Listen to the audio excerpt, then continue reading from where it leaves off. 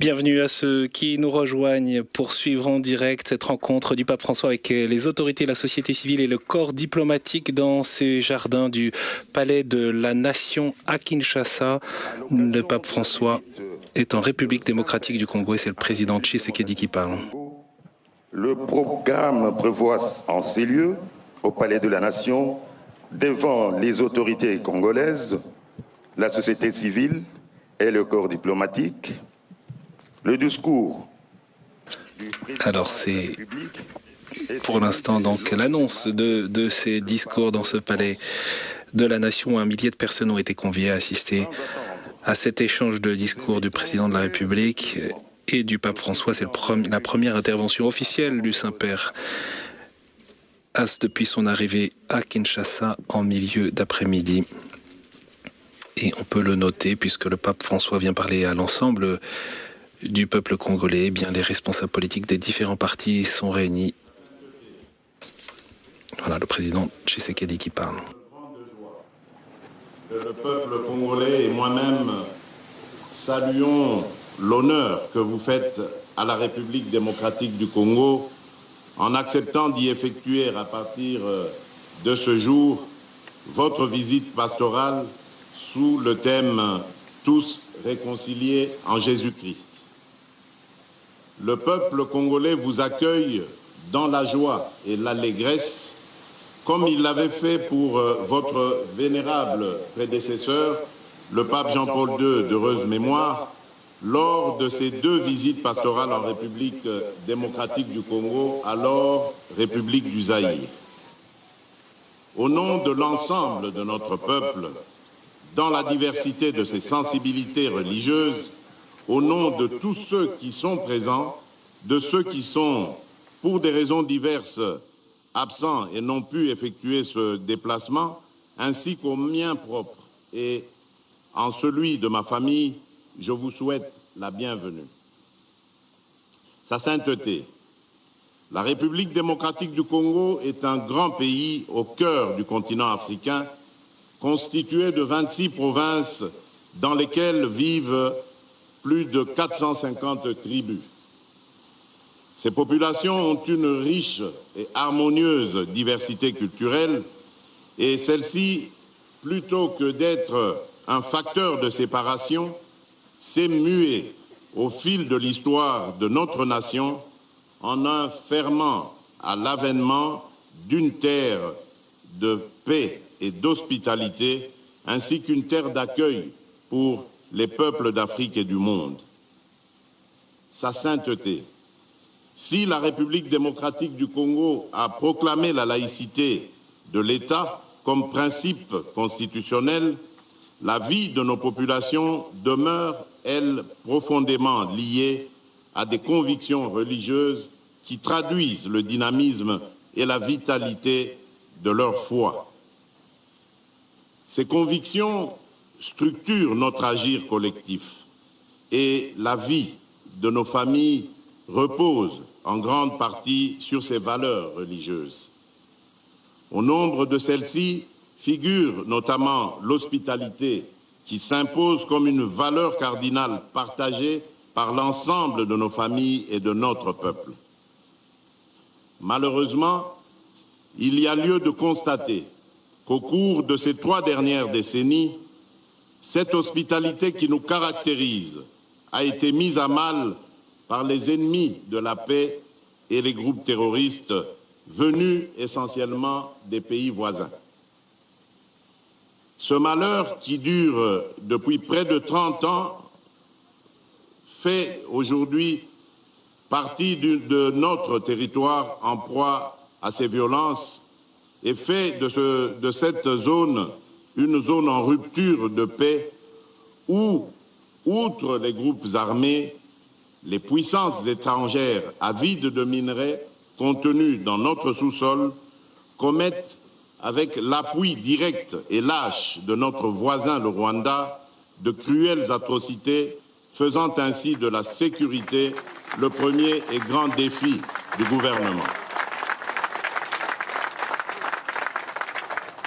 En effet, à la faveur de l'inaction et du silence de la communauté internationale, plus de 10 millions de personnes ont déjà été atrocement arrachées à la vie. D'innocentes femmes, même enceintes, sont violées et éventrées. Des jeunes gens et enfants sont égorgés.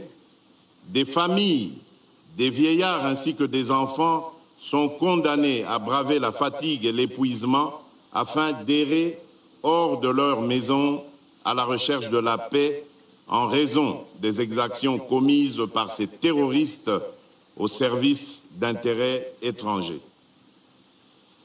Nous ne pouvions et nous ne pourrons demeurer cois face à une telle injustice et un tel silence complice de la communauté internationale.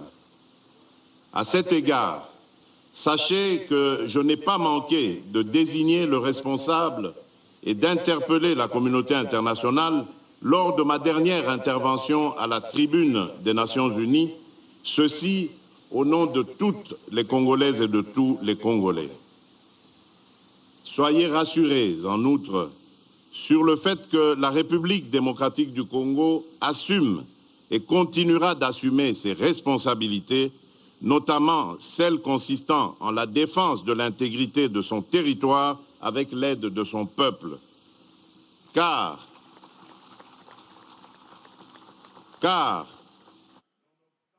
tableau sécuritaire préoccupant, le patriotisme ainsi que la détermination du peuple congolais pour la défense de sa patrie font sa force.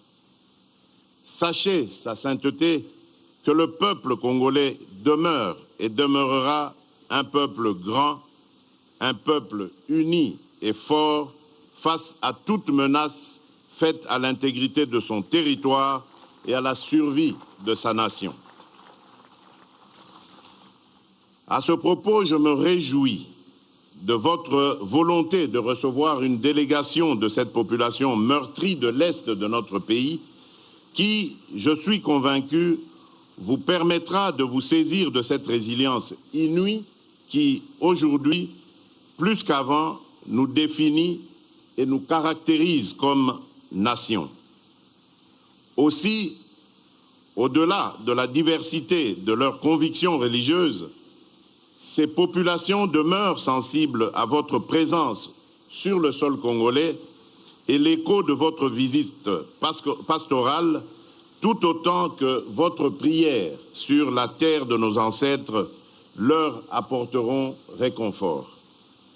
Je saisis donc cette occasion pour vous remercier de vive voix, au nom de l'ensemble de la population congolaise, pour l'intérêt que vous avez toujours accordé à la situation sécuritaire de notre pays dans vos prières ferventes pour la paix dans sa partie Est. Sa sainteté. Le deuxième défi du gouvernement est d'ordre économique en lien avec les valeurs de partage, d'équité et de responsabilité.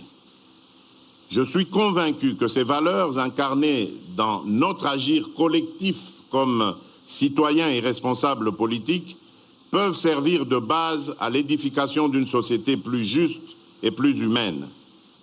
En effet, avec son riche potentiel économique, la République démocratique du Congo renferme dans son sous-sol l'essentiel des ressources minérales dont le monde a aujourd'hui besoin pour assurer la transition écologique et la protection de l'environnement.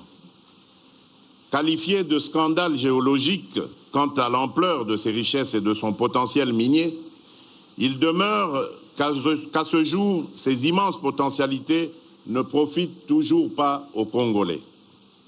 Notre responsabilité consiste à ne laisser personne au bord du chemin qui mène au développement économique en œuvrant ensemble pour le bien-être collectif dans le but d'éradiquer la pauvreté. Si sur ce chemin, les embûches sont nombreuses, elles ne sont pas insurmontables. En témoigne l'engagement du gouvernement d'inclure dans le système éducatif national les plus pauvres et les plus démunis, en rendant effectif le principe pourtant constitutionnel de la gratuité de l'enseignement de base, non appliqué durant de nombreuses années. Le bénéfice de cette décision courageuse et osée est indéniable pour l'avenir de nos enfants et l'édification du Congo de demain. C'est ici l'occasion pour moi de rendre un hommage mérité à l'Église catholique en République démocratique du Congo pour les services rendus dans ce domaine. En effet, les différents gouvernements qui se sont succédés ont toujours entretenu et consolidé le partenariat avec l'Église, et en particulier l'Église catholique, pour assurer en amont l'éducation et la gestion des infrastructures éducatives et hospitalières en vue de satisfaire les besoins sociaux de base, en particulier en matière d'éducation et de santé. Cependant, et afin de pérenniser les efforts engagés, il s'est avéré nécessaire d'adapter les moyens économiques et financiers aux défis de l'évolution démographique et de la densité des populations. C'est dans cette optique que nous encourageons et exigeons des partenariats mutuellement avantageux dans l'exploitation de nos richesses, afin qu'ils concourent à l'accroissement des possibilités d'emploi ainsi qu'à l'amélioration des conditions de vie de nos populations, tout en œuvrant résolument à lutter contre la corruption et la fuite de capitaux, de sorte que ces ressources servent réellement l'intérêt de tous. Sa sainteté. Le troisième grand défi est celui de la protection de l'environnement. En effet, pour ce qui est de ce défi, le gouvernement de la République et moi-même partageons les valeurs défendues dans votre encyclique Laudato Si, publiée en 2015, sur l'un des principaux défis auxquels l'humanité est confrontée actuellement, à savoir la lutte contre le réchauffement climatique. Tout en me réjouissant de ce que la lutte contre les changements climatiques constitue votre cheval de bataille, la République démocratique du Congo et son gouvernement sont très sensibles à l'urgence et la responsabilité qui incombe à l'humanité dans la construction de l'avenir de la planète et la protection de notre maison commune.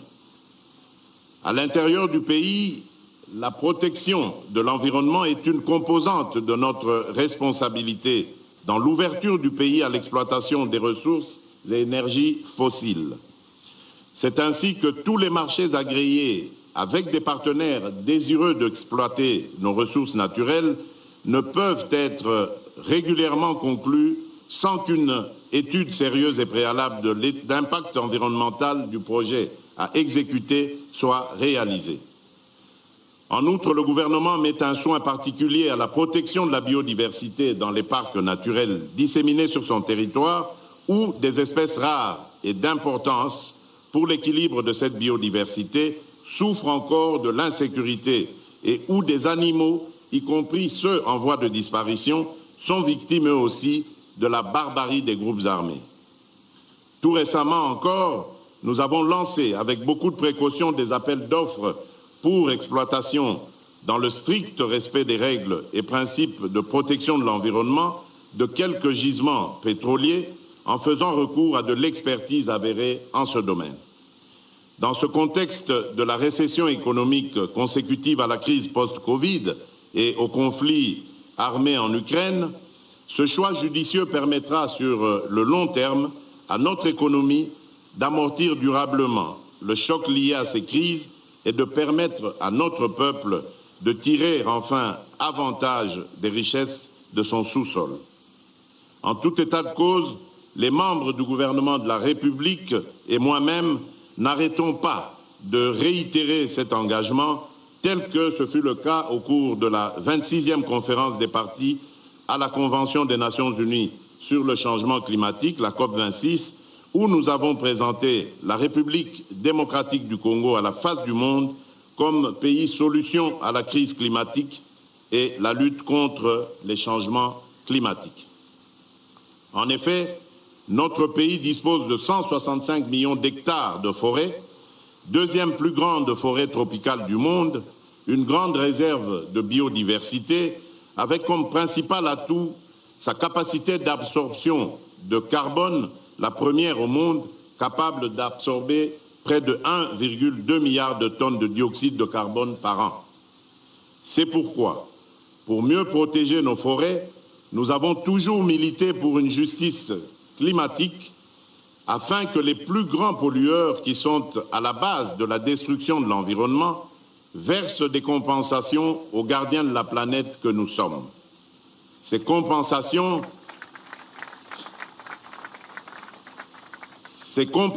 pourraient nous permettre de renforcer nos capacités dans la poursuite et la réalisation d'investissements innovants, ainsi que dans le développement d'infrastructures dans les énergies renouvelables et la gestion des déchets.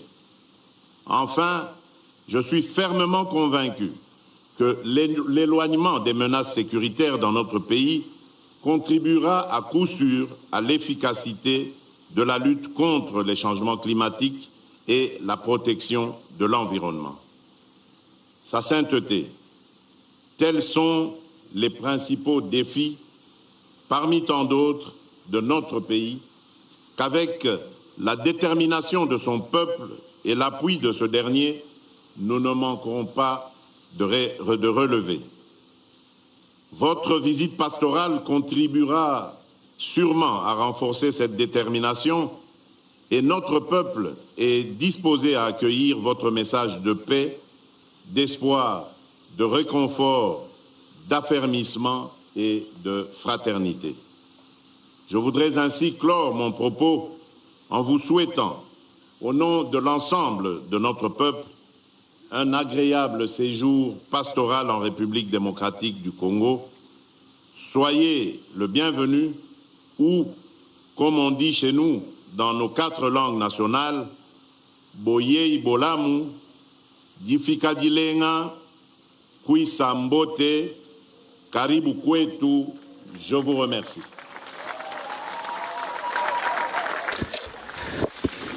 Voilà le discours donc du président Félix Tshisekedi dans ce jardin du Palais de la Nation. Et c'est maintenant le pape François qui va lui répondre dans ce jardin qui est bordé par le fleuve Congo, dans cette capitale de la République démocratique du Congo, Kinshasa, et en face de cette capitale Kinshasa, c'est l'autre Congo, le Congo Brazzaville, avec la capitale Brazzaville, qui est sur l'autre rive.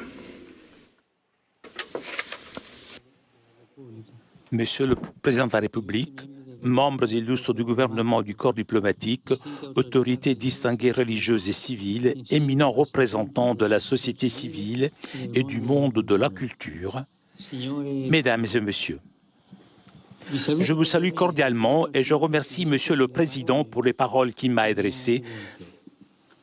Je suis heureux d'être ici sur cette terre si belle, si vaste, si luxuriante, qui embrasse au nord la forêt équatoriale, au centre et vers le sud les hauts plateaux et les savanes arborées, à l'est les collines, les montagnes, les volcans, les lacs, à l'ouest d'autres grands étendues d'eau avec le fleuve Congo qui rejoint l'océan. Dans votre pays, qui est comme un continent dans le grand continent africain, on a l'impression que la terre entière respire. Mais si la géographie de ce poumon vert est riche et variée, l'histoire n'a pas été aussi généreuse. Tourmentée par la guerre, la République démocratique du Congo continue de subir à l'intérieur de ses frontières des conflits et des migrations forcées et à souffrir de terribles formes d'exploitation indignes de l'homme et de la création. Ce pays immense et plein de vie, ce diaphragme de l'Afrique frappé par la violence, comme par un coup de poing de l'estomac, semble depuis longtemps avoir perdu son souffle. Monsieur le Président, vous avez parlé de génocide oublié qui souffre la République du Congo. Et tandis que vous, Congolais, vous luttez pour sauvegarder votre dignité, votre intégrité territoriale contre les méprisables tentatives de fragmentation du pays, je viens à vous, au nom de Jésus, comme un pèlerin de réconciliation et de paix. J'ai beaucoup désiré me trouver ici et je viens enfin vous apporter la proximité, l'affection et la consolation de toute l'Église. Et apprendre de votre exemple de patience, de courage et de lutte. Je voudrais vous parler à travers une image qui symbolise bien la beauté lumineuse de cette terre, celle du diamant. Chères femmes, chers hommes congolais, votre pays est vraiment un diamant de la création. Mais vous tous, êtes infiniment plus précieux que toutes les choses bonnes qui sortent de ce sol si fertile. Je suis ici pour vous étreindre et pour vous rappeler que vous avez une valeur inestimable, que l'Église et le pape ont confiance en vous, qu'ils croient en votre avenir, un avenir qui soit entre vos mains et dans lequel vous méritez de déverser vos dons d'intelligence, de sagacité, d'assiduité. Courage, frères et sœurs congolais. Relève-toi, reprends dans tes mains, comme un diamant très pur, ce que tu es, ta dignité, ta vocation à garder en harmonie et en paix la maison que tu habites. Revis l'esprit de ton hymne national en rêvant et en mettant en pratique ces paroles. Par le dur labeur, nous bâtirons un pays plus beau qu'avant, dans la paix. Chers amis, les diamants sont généralement rares. Eh bien ici, ils abondent. Si cela vaut pour les richesses matérielles cachées sous la terre, cela vaut à plus forte raison pour les richesses spirituelles enfermées dans vos cœurs. Et c'est précisément à partir des cœurs que la paix et le développement sont possibles, car avec l'aide de Dieu, les êtres humains sont capables de justice, sont capables de pardon, de concorde, de réconciliation, d'engagement et de persévérance pour mettre à profit les talents reçus. Dès le début de mon voyage, je souhaite donc lancer un appel, que chaque Congolais se sente appelé à jouer son rôle, que la violence et la haine n'aient plus de place dans le cœur et sur les lèvres de quiconque, car ce sont des sentiments inhumains, des sentiments antichrétiens qui paralysent le développement et ramènent en arrière vers un sombre passé. En parlant de frein au développement et de retour au passé, il est tragique que ces lieux, et plus généralement le continent africain, souffrent encore de diverses formes d'exploitation. C'est cette devise qui sort de l'inconscient de tant de cultures, tant de gens. L'Afrique doit être exploitée. Et cela est terrible. Après le colonialisme politique, un colonialisme économique tout aussi asservissant s'est déchaîné. Ce pays, largement pillé, ne parvient donc pas à profiter suffisamment de ces immenses ressources. On en est arrivé au paradoxe que les fruits de sa terre le rendent étranger à ses habitants. Le poison de la cupidité a ensanglanté ces diamants. C'est un drame devant lequel le monde économiquement plus avancé ferme souvent les yeux, les oreilles et la bouche. Mais ce pays et ce continent méritent d'être respectés et écoutés. Ils méritent espace et attention. Retirez vos mains de la République démocratique de Congo. Retirez vos mains de l'Afrique. Cessez d'étouffer l'Afrique. Elle n'est pas une mine à exploiter, ni une terre à dévaliser. Que l'Afrique soit protagoniste de son destin. que le monde se souvienne des désastres commis au cours des siècles au détriment des populations locales et qu'il n'oublie pas ce pays ni ce continent. Que l'Afrique, sourire et espérance du monde, compte davantage, qu'on en parle davantage, qu'elle ait plus de poids et de représentation parmi les nations. Une diplomatie de l'homme pour l'homme, des peuples pour les peuples doit se déployer, selon lesquelles les opportunités de croissance des personnes soient au centre et non le contrôle des zones et des ressources, les visées d'expansion et l'augmentation des profits. En regardant ce peuple, on a l'impression que la communauté internationale s'est presque résignée à la violence qui le dévore.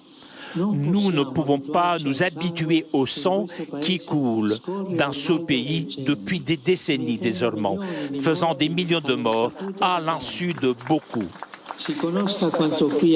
Il faut que l'on sache ce qui se passe ici, que le processus de paix en cours, que j'encourage de toutes mes forces, soit soutenu dans les faits et que les engagements soient tenus. Grâce à Dieu, il y en a qui contribuent au bien de la population locale et à un réel développement à travers des projets efficaces, non pas des interventions de pure assistance, mais des plans visant à une croissance intégrale.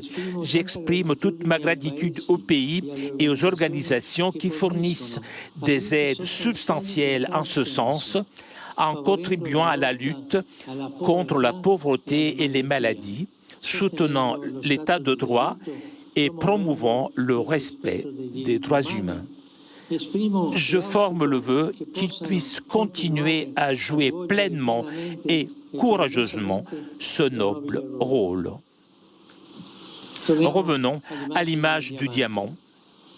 Une fois travaillée, sa beauté provient également de sa forme, de ses nombreuses facettes harmonieusement disposées. Ce pays, riche de son pluralisme typique, a lui aussi un caractère polyédrique. C'est une richesse qui doit être conservée en évitant de glisser dans le tribalisme et dans la confrontation. Prendre obstinément parti pour sa propre ethnie ou par des intérêts particuliers alimentant des spirales de haine et de violence tourne au détriment de tous en bloquant la nécessité chimie de l'ensemble. À propos de chimie, il est intéressant de noter que les diamants sont constitués de seuls atomes de carbone, lesquels, s'ils étaient reliés différemment, formerait du graphite. La différence entre la luminosité d'un diamant et l'obscurité du graphite provient de la manière dont les atomes individuels sont disposés dans le réseau cristallin. Cette métaphore exprime le fait que le problème n'est pas la nature des hommes, des groupes ethniques et sociaux, mais la manière dont on décide d'être ensemble, la volonté ou non de se rencontrer, de se réconcilier et de recommencer fait la différence entre l'obscurité du conflit et un avenir lumineux de paix et de prospérité. Chers amis, le Père Céleste veut que nous sachions nous accueillir comme des frères et sœurs d'une même famille et travailler à un avenir qui soit avec les autres et non contre les autres. Bintu Bantu. C'est ainsi que l'un de vos proverbes rappelle très bien que la vraie richesse, ce sont les personnes et les bonnes relations entre elles. En particulier, les religions, avec leur patrimoine de sagesse, sont appelées à y contribuer par un effort quotidien de renoncement à toute agressivité, prosélytisme et contrainte, qui sont des moyens indignes de la liberté humaine. Quand on en vient à imposer en allant à la chasse aux fidèles de manière aveugle, par la ruse ou par la force, on ravage la conscience d'autrui et on tourne le dos au vrai Dieu, parce que, ne l'oublions pas, Là où l'Esprit du Seigneur est présent, là est la liberté. Et là où il n'y a pas de liberté, il n'y a pas l'Esprit du Seigneur. Les membres de la société civile, dont certains sont ici présents, jouent également un rôle essentiel dans la construction d'un avenir de paix et de fraternité. Ils sont souvent démontrés qu'ils savent s'opposer à l'injustice et au délabrement au prix de grands sacrifices pour défendre les droits humains, la nécessité d'une éducation solide pour tous et une vie plus digne pour chacun. Je remercie sincèrement les femmes et les hommes, en particulier les jeunes de ce pays, qui ont souffert à divers degrés pour cela, et je leur rends hommage. Le diamant, dans sa transparence, réfracte admirablement la lumière qu'il reçoit. Beaucoup d'entre vous brillent par le rôle qu'il joue. Celui qui détient de responsabilités civiles et gouvernementales est appelé à agir avec une clarté cristalline en vivant leurs fonctions reçues comme un moyen de servir la société. Le pouvoir n'a de sens en effet que s'il devient service. Combien il est important d'agir dans cet esprit en fuyant l'autoritarisme, la recherche de gains faciles et la soif d'argent que l'apôtre Paul désigne comme la racine de tous les maux. Et en même temps, favoriser des élections libres, transparentes et crédibles, étendre davantage aux femmes, aux jeunes et aux groupes marginalisés la participation au processus de paix, rechercher le bien et la sécurité des personnes plutôt que les intérêts personnels ou de groupes, renforcer la présence de l'État partout sur le territoire. Que l'on ne se laisse pas manipuler, prendre soin des personnes des sans-abri, qu'on ne laisse pas manipuler ou moins encore acheter par ceux qui veulent maintenir le pays dans la violence afin de l'exploiter et de faire des affaires honteuses. Cela n'apporte que discrédit et honte avec la mort et la misère. Au contraire, il est bon de se rapprocher des personnes pour se rendre compte de la manière dont ils vivent. Elles font confiance lorsqu'elles sentent que les gouvernants sont réellement proches, non par calcul ou par exhibition, mais par service. Dans la société, ce sont souvent les ténèbres de l'injustice et de la corruption qui obscurcissent la lumière du bien. Il y a des siècles, Saint Augustin, né sur ces continents, se demandait déjà si la justice n'est pas respectée, que sont les États, sinon des bandes de voleurs? Dieu est du côté de ceux qui ont faim et soif de justice. Il ne faut pas se lasser de promouvoir dans tous les domaines le droit de l'équité en luttant contre l'impunité et la manipulation des lois et de l'information. Un diamant sort de la terre authentique mais brute, nécessitant un travail. De même, les diamants les plus précieux de la terre congolaise, que sont les enfants de cette nation, doivent pouvoir bénéficier de véritables opportunités éducatives qui leur permettent de mettre pleinement à profit leurs brillants talents. L'éducation est fondamentale. Elle est la voie de l'avenir, la route à emprunter pour atteindre la pleine liberté de ce pays comme du continent africain. Il est urgent d'y investir afin de préparer des sociétés qui seront fortes si elles sont bien instruites, autonomes, si elles sont pleinement conscientes de leur potentialité et capables de les développer avec responsabilité et persévérance. Mais beaucoup d'enfants ne vont pas à l'école. Combien, au lieu de recevoir une éducation digne de ce nom, sont exploités? Trop d'entre eux meurent soumis à des travaux asservissants dans les mines. Aucun effort doit être ménagé pour dénoncer le fléau du travail des enfants et d'y mettre fin. Combien de filles sont marginalisées et violées dans leur dignité? Les enfants, les jeunes filles, les jeunes sont le présent d'espérance, sont l'espérance. Ne permettons pas que celle-ci soit effacée. Cultivons-la avec passion. Le diamant, don de la terre, appelle à la sauvegarde de la création, à la protection de l'environnement. Située au cœur de l'Afrique, la République démocratique du Congo abrite l'un des plus grands poumons verts du monde qui doit être préservé. Comme pour la paix et pour le développement dans ce domaine également, une collaboration large et fructueuse est importante, permettant d'intervenir efficacement sans imposer des modèles extérieurs plus utiles à ceux qui aident qu'à ceux qui sont aidés. Nombreux sont ceux qui ont demandé à l'Afrique de s'engager et qui ont offert des aides afin de lutter contre le changement climatique et le coronavirus.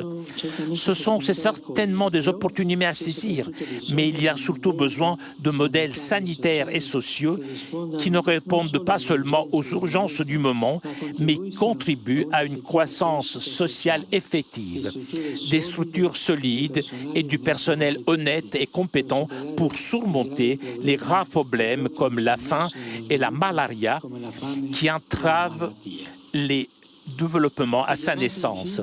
Enfin, le diamant est le minéral d'origine naturelle qui présente la plus grande dureté. Sa résistance aux produits chimiques est très grande. La répétition continuelle des attaques violentes ainsi que les nombreuses situations de détresse pourraient affaiblir la résistance des Congolais, miner leur force d'âme, les conduire à se décourager et à s'enfermer dans la résignation. Mais au nom du Christ, qui est le Dieu de l'espérance, le Dieu de toutes les possibilités, qui donne toujours la force de recommencer, au nom de la dignité et de la valeur des diamants le plus précieux de cette terre splendide qui sont ses habitants, je voudrais inviter chacun à un nouveau départ social, courageux et inclusif. L'histoire lumineuse, mais blessée du pays l'exige. Les jeunes et les enfants en particulier l'implorent. Je suis avec vous et j'accompagne par la prière et la proximité tout effort pour un avenir pacifique, un avenir harmonieux et prospère de ce grand pays. Que Dieu bénisse la nation congolaise tout entière.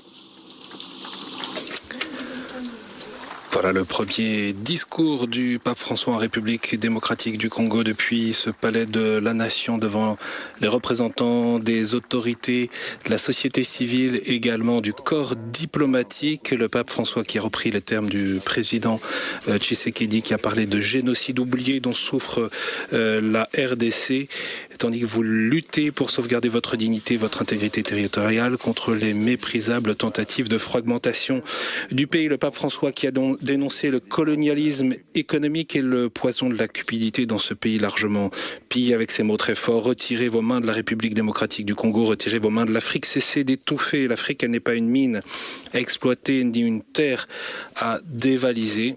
C'est enfin une invitation aux responsables politiques. Le pouvoir n'a de sens que s'il devient un service. Et le pape François a emprunté des mots très directs de saint Augustin. Si la justice n'est pas respectée, que sont les États sinon une bande de voleurs? François qui a invité à favoriser des élections libres, transparentes et crédibles. Et c'est aussi un appel à la responsabilité des Congolais à qui il revient le changement dans le pays avec une opposition très nette du pape François au tribalisme qui pousse à prendre parti obstinément pour sa propre ethnie ou pour des intérêts plus particuliers qui alimentent la haine et la violence. Le pape François qui a pris soin aussi de dénoncer les conditions de travail des enfants, le fléau du travail des enfants et appelé à y mettre fin. Voilà, ce premier long discours et très engagé du pape François que je vous invite à retrouver à la fois sur notre site ktotv.com. Vous pouvez également revoir cette vidéo, le pape François et le président Tshisekedi qui quitte donc ce jardin du palais de la Nation devant ses invités. Le pape François va maintenant rejoindre la nonciature apostolique qui est à quelques centaines de mètres dans ce quartier résidentiel où sont installées de nombreuses institutions et représentations diplomatiques. C'est là que le pape François va résider durant son séjour à Kinshasa. Il s'y déroulera demain, mercredi 1er février, plusieurs rencontres. À 16h30, la rencontre avec des personnes victimes venues de l'Est du pays. À 17h30, des représentants des œuvres caritatives viendront rencontrer le pape François. Mais le prochain direct sur KTO, c'est ce mercredi matin à partir de 9h, 9h15 pour la retransmission de la messe sur cet aérodrome Ndolo qui a été aménagé exceptionnellement comme une cathédrale d'un jour pour Kinshasa. Une veillée de prière se tient déjà ce soir sur le site qui peut accueillir jusqu'à 2 millions de personnes. Merci beaucoup à Vatican Media et Télépaché pour les images. Merci Guette Mvumremba et Flavio Esposito qui nous ont accompagnés pour les traductions ainsi que l'équipe de KTO mobilisée pour vous faire vivre ce voyage. Bien sûr, rendez-vous sur notre site ktotv.com pour l'ensemble des horaires de nos directs. Et nous avons une pensée particulière pour tous ceux qui nous suivent dans la région. De l'autre côté du fleuve, la République du Congo, le Congo-Brazzaville, mais aussi bien sûr dans l'ensemble de ce grand pays qui est la République démocratique du Congo. Nous avons en tête tous ces centaines de milliers d'habitants de Kinshasa qui ont accueilli le pape François lors de sa venue depuis l'aéroport Njili jusqu'à ce palais de la Nation. Nous allons vivre ensemble ce voyage apostolique du Saint-Père, le 40e voyage donc qui se déroule en République démocratique du Congo, puis ensuite au Soudan du Sud. À très bientôt et à demain matin pour la suite de ce voyage que nous suivons donc pas à pas en direct.